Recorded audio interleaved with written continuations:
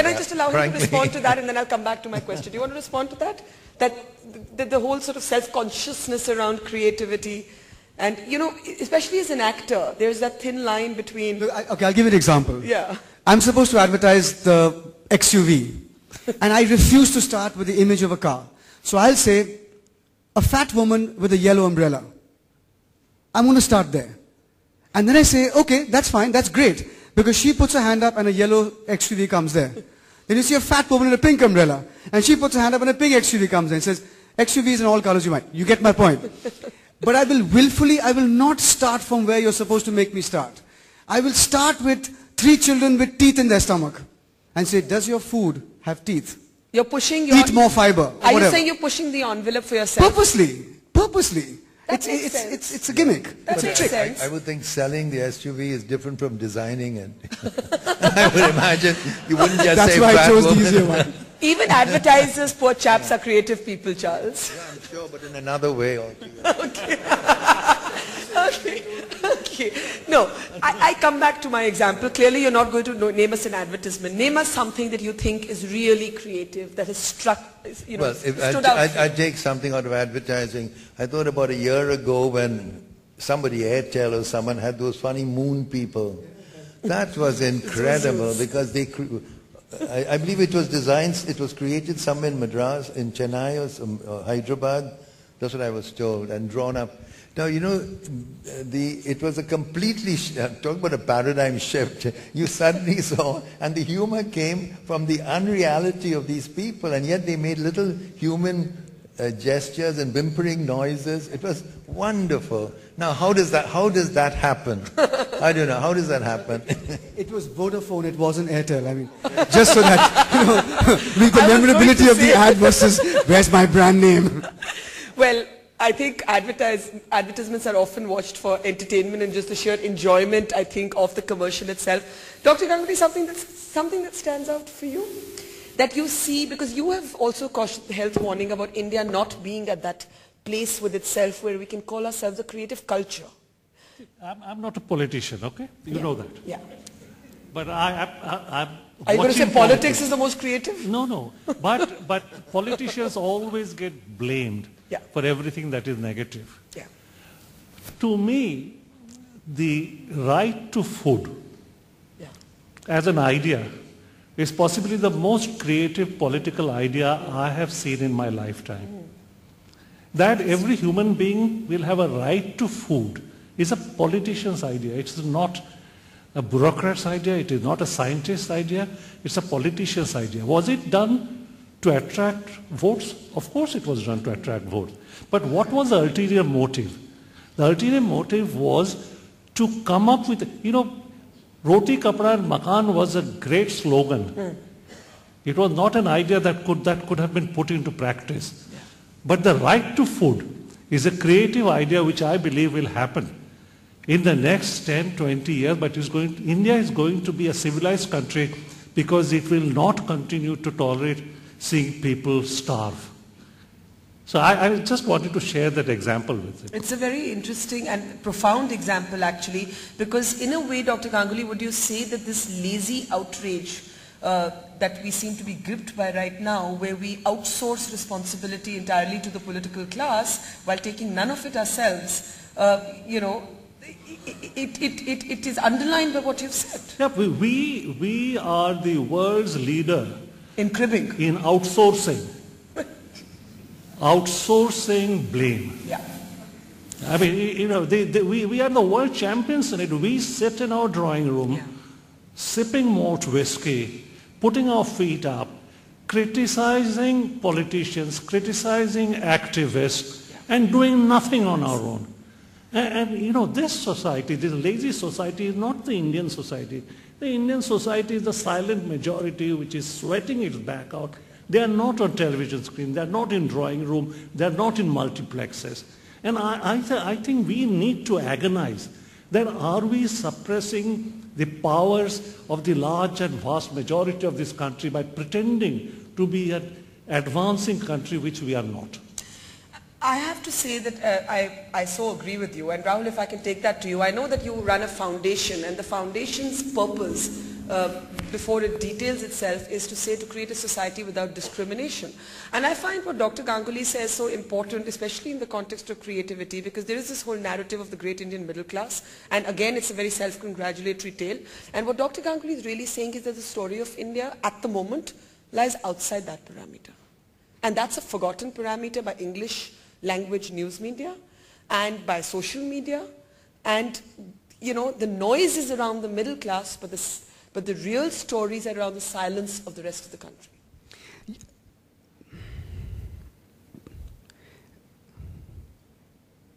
Fundamentally, I believe that anyone's sadness is mine. And fundamentally, I believe that anyone's happiness is my ecstasy. And fundamentally, I believe that we are all connected. And that's why, I mean, I never think of this and the other. I must tell you a beautiful story. It has nothing to do with creativity, but I think I should share it with you because we all care for this country. I walk into an Adivasi village, Rahitya Kheda village in Amravati district, one of the most poor districts in the country. 400 people stay there in 75 ramshackle huts of hessian and wood. And there has been no electricity since 1947. There's one hand pump, the other broke in 1961. No politician has visited since 47. They are told who to vote for, they go, they vote, they come back. The nearest dispensary is 30 kilometers away. And in this place, Barkha, sir, in this place, where there are 400 people living on this much of dal, this much of pani, and half a bhakri, which is what I had with them.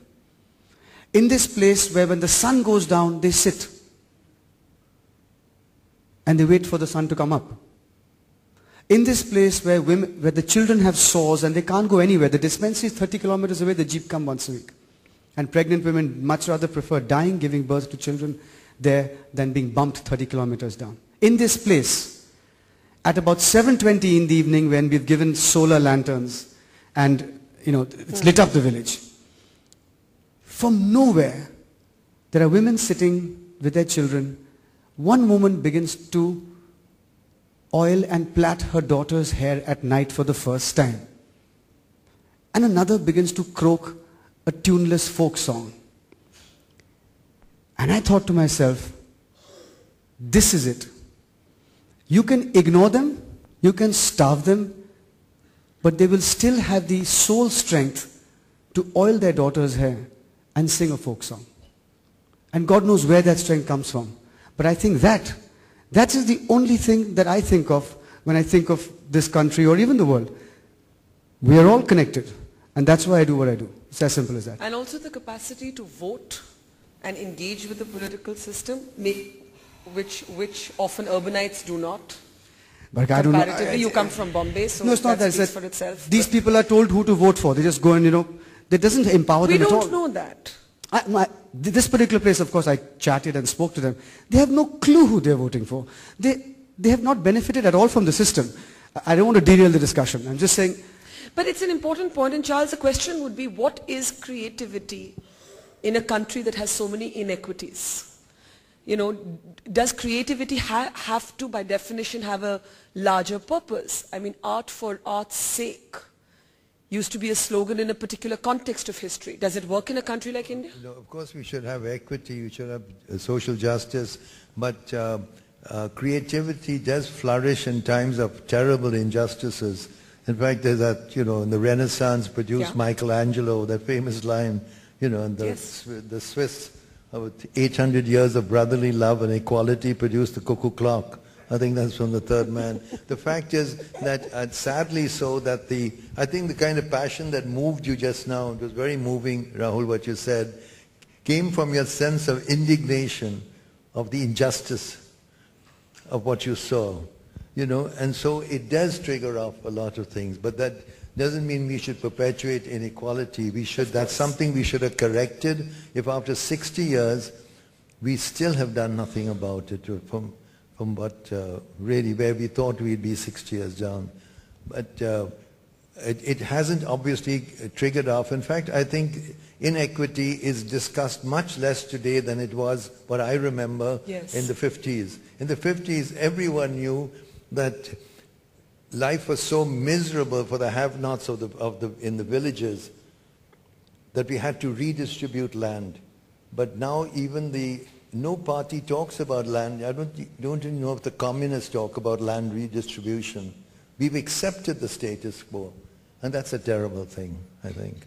I'm going to just take some last comments from our panelists, and I'm going to take a few questions. And my last question, and Charles, we can start with you, is what is the antithesis of creativity for you?